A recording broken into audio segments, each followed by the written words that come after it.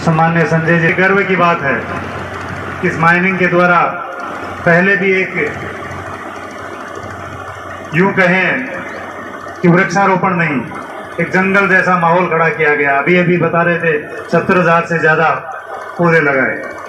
तो ये एक पौधा वृक्षारोपण नहीं है, ये एक जंगल जैसा माहौल खड़ा करना, ये वृक्षारोपण का जो स्वरूप है, जिस भाव को संजय जी ज़्यादा समझते हैं, जिस नमस्कार, आप देख रहे हैं हिंदुस्तान डिजिटल न्यूज। इस वक्त का बड़ा अपडेट नीमका थाना से आपको बता दें, वन और पर्यावरण मंत्री संजय शर्मा का नीमका थाना दौरा। बाजोर ने वन मंत्री से मांगी बड़ी मदद, विधायक पर आरोप। जहाँ ये बड़ा अपडेट आपको बताएं, इससे पहले आप प्ले स्टोर से Hindustan digital news app download कर लीजिए ताकि लेटेस्ट अपडेट समय पर आपको मिलते रहें। आपको बता दें, नीमका थाना में वन और पर्यावरण मंत्री संजय शर्मा नीमका थाना दौरे पर रहे। यहां उन्होंने सिरोही नदी के पास नर्सरी में एक पेड़ मां के नाम वृक्षारोपण कार्यक्रम में शिरकत की। इस दौरान माइनिंग एंड क्रेशर वेलफेयर सेवा समिति ने विभिन्न मांगों को लेकर मंत्री संजय शर्मा को ज्ञापन सौंपा।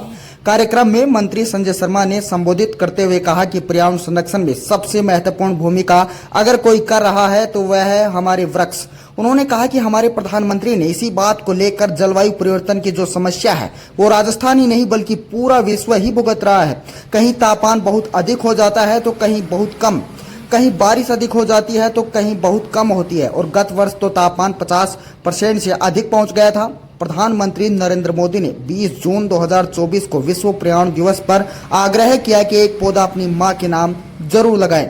उन्होंने कहा कि मेरा ये मानना है कि प्रधानमंत्री के मन में ये भाव निश्चित रूप से आया होगा कि जिस प्रकार से मां अपने बेटा बेटी का लालन पोषण करती है बिना किसी भेदभाव के, वह खुद गीले में रहकर बेटे बेटी को सूखे में सुलाती है और अच्छे संस्कार देती है कि अच्छा नागरिक बने, उसे प्रोत्साहित करती है और उसके लालन पालन में ये नहीं देखती है सर्दी है या गर्मी है या बारिश है।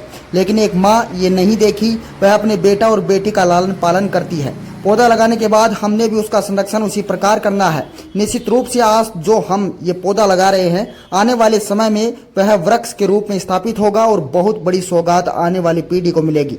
सैनिक कल्याण सलाहकार समिति के अध्यक्ष प्रेम सिंह बाजोर ने पिछली सरकार पर निशाना साधते हुए कहा कि पिछली कांग्रेस की सरकार ने नीमका थाना की 200 बीघा जमीन सवाईचक भूमि लक्ष्मणगढ़ फतेहपुर में बेच दी। अब वह जमीन गोचर में हो गई है। उन्होंने कहा कि सरकार ने पिछले दिनों ही आदेश जारी किया है कि गोचर भूमि को खाली करवाया जाए। नीमका थाना में गोचर भूमि को खाली करवाने पर करीब 10,000 लोगों को नीमका थाना से पलायन करना पड़ेगा। ये नीमका थाना के लिए बहुत बड़ी समस्या है। उन्होंने मंत्री को इस समस्या के समाधान को लेकर सहयोग मांगा है। से अपने बेटे बेटी का लालन पालन करती है, बिना किसी भेदभाव के करती है, और वो खुद गीले में रह करके अपने बेटे को सूखे में सुलाती है, उसको अच्छा संस्कार देती है, देश का अच्छा नागरिक बने, उसको प्रोत्साहित करती है।